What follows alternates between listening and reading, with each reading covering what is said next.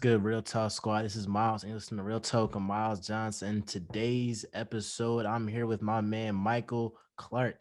Now, this is my guy. Now, Michael Clark, he is a freshman, economics major, sports administration minor at Howard University. I'm happy to have him on. He's the next Rich Paul, the next top, NBA, NFL agent. So I'm happy to have him on here. What's up, bro? How you, bro? I'm chilling. So what was your thoughts when Joel Embiid went down with his I think it was a hyperextended knee a couple of days ago? Yeah, man. It was crazy, like, cause it's crazy. I don't know if I texted you or I texted some of my friends, but it's like at first it was tough because he dunked on somebody. So I was like hype watching the game, but then I seen he was hurt. Like I was then it you mean, but then like he like he's like kind of dramatic. So I thought he was just playing, like trying to get a call. Yeah. And he was still laying down there for a few minutes. So now I'm like getting a little worried. And it's like it's frustrating for us because we from Philly always seem like we always like one piece away or things is going good, then something happen. And so it was just that happening again. So it's kind of frustrating. I mean, I was glad to hear that like there was no what they call like structural Structural and damage. yeah, Yeah. no structural damage. So like no ACL, MCL, no stuff like that is torn. I think it's just like a bruised bone. And they said he'd be out for maybe 2 to 3 weeks, but like his timeline takes a little longer. So I say maybe a month or so. And then by that time we'll be on the back end of the season and getting ready for the playoffs. So I think that the Sixers should just, keep a close eye on him and just keep him rested, not put too much pressure on him. I think it's up to the other guys to kind of step up. I think we got the 1 seed in the East right now. So I don't think we're in any danger of losing out or missing the playoffs. So I think as long as we just keep it rolling and Dwight Howard comes in and steps up and like the other guys coming off the bench and stuff like that, I think that everything should be all right and he'll be ready for the playoffs. So do you think that this injury will impact his race to get MVP, or do you think that's out of the this like I guess he's kind of out of the race because he's gonna miss too many games, or do you think that if the Sixers have a bad 2 weeks without him, he could that, or do you think he's still be in the race? I mean, yeah, I think it's kind of like a crucial time. We're just coming off All-Star break. So I think that's when the real race for MVP kind of begins, that back stretch of the season. You really start seeing guys kind of separating themselves and making their case. And I think that he won't have as much opportunity to do that.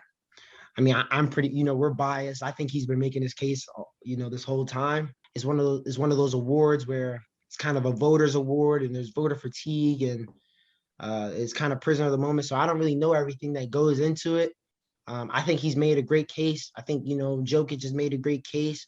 I think, like I said, LeBron's always making a great case, and I think even the guys in Brooklyn are fighting amongst themselves. They're all making great cases, and a bunch of guys around the league. But I still like Embiid, but he would have to come back and do some type of like Herculean type of effort. And I just don't think that's necessary. Like I don't need him to average 40 and 10 for the rest of the regular season. I need that in the playoffs. So Yeah. uh, if he doesn't win it this year, he'll have other opportunities. But yeah, Yeah, I had a conversation with one of my friends, and I was telling them like it's his race to lose at this point, as long as he fact. stays healthy for the rest of the season. So like when I seen him go down, and then he was out for like 2 weeks, and like you said, so this kind of like the critical part. Like after the All-Star Mhm. break, like this is like kind of like when the season really starts. I think in terms of MVP, I mean, the Sixers would have to be like terrible in this stretch, and he would have to like have like monster numbers when he comes back, which I don't think they even want him to do.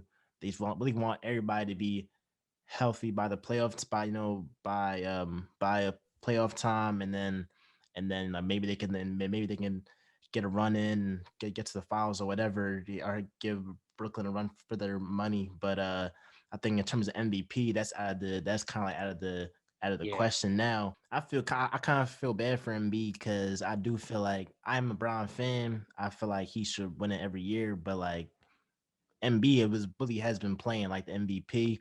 He had that statement game against Rudy Gobert, put like 40 and 20 Put on him in the him. blender.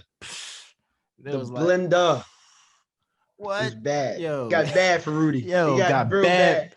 Hit that step back three in regulation, forced the overtime. Oh, he was cooking.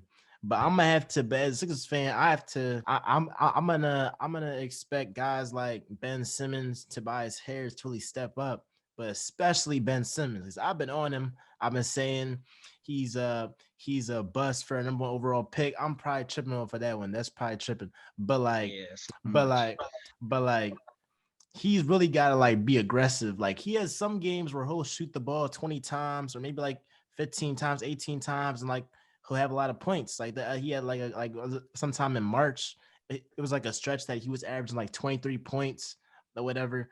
So if he just shoots the ball more, and I'm not even talking about shooting from the perimeter. I'm saying just like driving to the basket, like Zion, he wants it.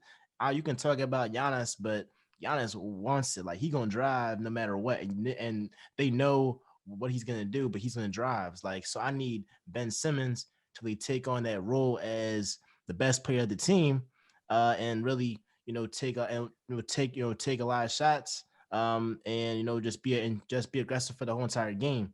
And then with Tobias, he's always been kind of like overlooked. People always look at the Sixers like they're like a two-man team with him with Simmons and Embiid. But whole time Tobias is averaging 20 points and 7 rebounds this season. He's having a career year, but he's got to be more consistent, game in and game out. Mm-hmm. This stretch with Embiid out can really like be like Tobias is like it could be like a turning point for him to really showcase that he is an all-star, that he deserved to be an all-star this season, and that he is that third star or he can solidify himself as like kind of like the third wheel in like the big three. Yeah.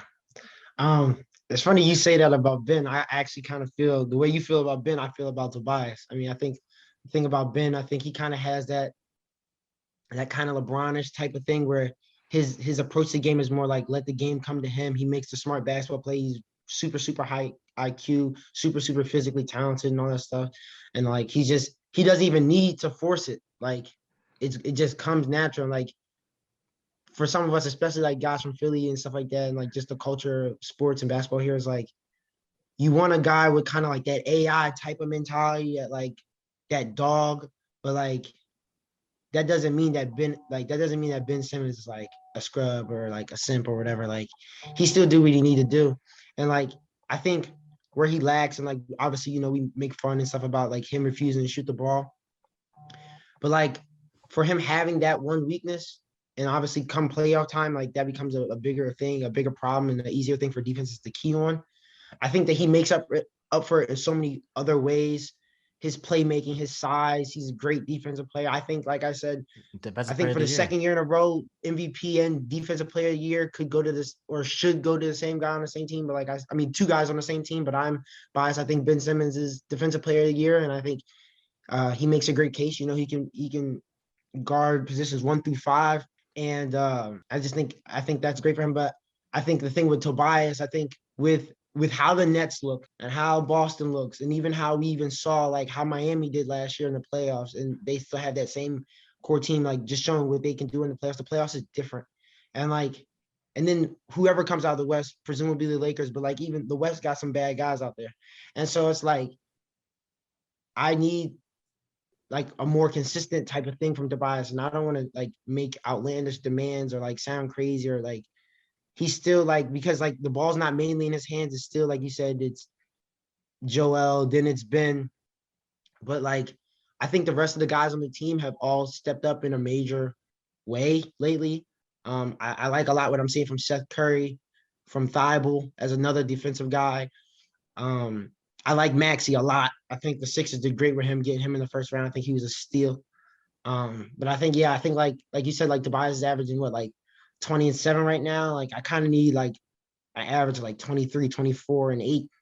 And just for him to be that lethal thing, because like you said, like with Ben not shooting the ball when it comes to playoff time and when we get into half court sets, you can key in on him. You can or you can sag off of him and you can key in on Embiid. You can, and you know they're going to send double, triple teams to Embiid because he warrants that. And like Tobias needs to really make guys like pay.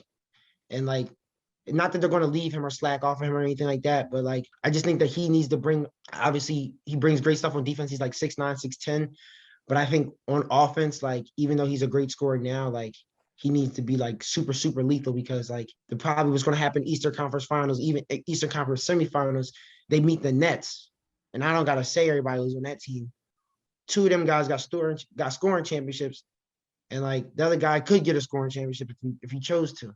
And it's like they're playing well right now, and they're starting to kind of gel. So it's like I kind of need Tobias to be like a serious third threat, not just like a third guy, but really like the third head on the three-headed snake type of thing. Yeah, and that Sixers team, like when Daryl Morey got there, I mean, he done brought in Seth Curry, I believe, got in Danny Green. You can say whatever, but I mean, with Danny Green, he's either hot or he's cold, but he's still a veteran guy that any team would love to have on a team, no matter what the memes say, whatever. He's still like a Yeah. solid guy. Still getting ended up picking up Dwight Howard, Thibault, Maxey. Like we really like the Sixers got a top three, like top to bottom, top three roster Roster, in the yeah, league. like, Like and this never happens. That's the crazy thing. Like, this never happens that's what I'm ever. saying. That's what I'm saying. So it's like, and I think if Simmons had a shot, I think we wouldn't even need Tobias to really be that, like to really like step up. But the fact that Simmons doesn't have a shot, we need somebody that can close games. And like when they played the Lakers in the beginning of the year, I remember that Tobias down the stretch, he put up a clutch basket. So if he can be that go-to guy that they can have in the clutch, because it's not going to be Simmons, it's just not. And and with Embiid, it's harder for. And I mean, he may prove me wrong, but it's kind of harder for for like a big man to really like come up big in the clutch when like the game is kind of or is kind of is it's around like perimeter players like Yeah, so I think that if Tobias steps up and it's like that closer for the Sixers, the sky's the limit. But it's either gonna come down to Tobias or or Simmons on and if one of them steps up, I think then the Sixers have a shot to get out the East and contend whoever comes out the West, the Clippers, Lakers, whoever, for the title. With that, do you think that there should be a trade that we should be looking at? Zach, I heard about Zach LaVine. I heard about Kyle Lowry. I'll give you my thoughts on those guys after you. yeah. I mean, I never want to like come out my neck and like act like I'm one of those guys who can do Daryl Morey's job better than him. I think he's one of the best GMs in the league, and I think he like proved that in Houston, even though they weren't able to get over the hump, especially in the West. I think that he did a great job catering to his personnel, catering to James Harden, and like bringing guys in that he thought would complement them. And like even though it didn't always work, he was always able to make maneuvers and always have a formidable team. I mean, like I said, just the West has just been the West, and it's been the Warriors, and then now LeBron's over there, so it's kind of a tight squeeze. So I don't even really like blame them all for that. Um, but they were competitive nonetheless. I think that I like Zach LaVine a lot, and I think that he's the remedy to our problem. Yeah, I mean, you're obviously not going to get him for nothing, so I don't want to start throwing guys' names out there or anything like that. Um, but I think that like he's the things that we're complaining about, the issues that we see. I think that he's the plain solution. I think, and aside from just basketball, I mean, we all know about his dunking and stuff. Like when time comes and we're allowed again, he puts butts in seats. Yeah. And so I think that he's a great guy for the Sixers. I think that he's a great, like I said, and as their primary perimeter scorer, because that's not Ben's job. That's not Ben's job. And Zach can give you 30, 40 any given night. And it's like Mm. not even that, like within a team like the Sixers, where he would be required to do that, like he kind of is required on the Bulls right now. He's But a closer too. yeah, when it comes playoff time, when it comes crunch time, like I like Zach. Um, And I think he fits well. I don't think he comes and makes any disruptions, but I also do think that we're kind of like guard heavy. And I don't want to really give up any of our young guards. Like I said, I really like Tyrese. I think Seth Curry is like really a top 5 role player in the league, and I think that he's showing that he's very consistent and like you can depend on him to do his job. But I wouldn't mind like making a move like moving Danny and Tobias for Zach or something. But I like I said, I like those guys. They're like I think Danny's 6'7", and I think Tobias is 6'9" or 6'10". So I like the defense of length they gave us on yeah, I like the size they give us on defense. But so I wouldn't really want to I don't know anyone that's of Tobias's like caliber that's on the trading block at his size that can do his job better than him. So I think like I said, I think the best we got right now is going to Zach at a 2 guard. I don't really think like the Sixers need Kyle Lowry because he comes and I think it's kind of you're going to have a similar problem to what you had with Chris Paul and James Harden in Houston, where it's like he's a great guy and he's usually great on every team, but he takes the ball out of your ball handler's hands. And like, not that Ben Simmons is like neutralized once that happens, not like he can't do anything after that, but it's like, what are you going to do when Kyle Lowry's in the game? Put Ben Simmons in the dunker spot? Like he's just going to catch oops and like, what is he going to do? He's not going to catch and shoot. And it's not like that's not like an option like it may have been for James Harden or anything like that. So I think that right now the way things are set up, I think you keep the ball in Ben's hands. I think that you just look for someone that can give you help on the wing, both on offense and defense. Yeah, I would love the Sixers to get Zach LaVine for the right price. Obviously, not just giving him all the players, and obviously Simmons and Yeah. Embiid is off the they're off the trade. They're not even like a discussion. So I could see them trying to trade like Tobias or some or maybe packaging Maxi if the Bulls really want to. But yeah, Zach Levine, he's like that closer type of guy that you can rely on night in night out to get you a bucket and to be that guy down the stretch that you can again rely on and all that. Yeah. And he's been doing that all season. He's been torching the league. So I would not be. I would. I mean, I'm all for a Zach Levine trade.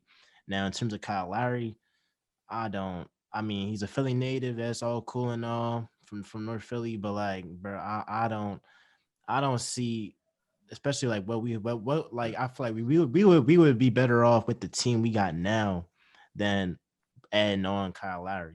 Cause I feel like if Tobias improves a little bit more and Simmons is a little bit more aggressive, we don't need Kyle Lowry. And going off of what you said about having Kyle Lowry and Ben Simmons on the court with each other, I feel like that would be a disaster. Now Cleo now my dog barking, but because like with when Chris Paul and Harden when they matched up together, it wasn't the perfect fit, but they could both shoot the rock.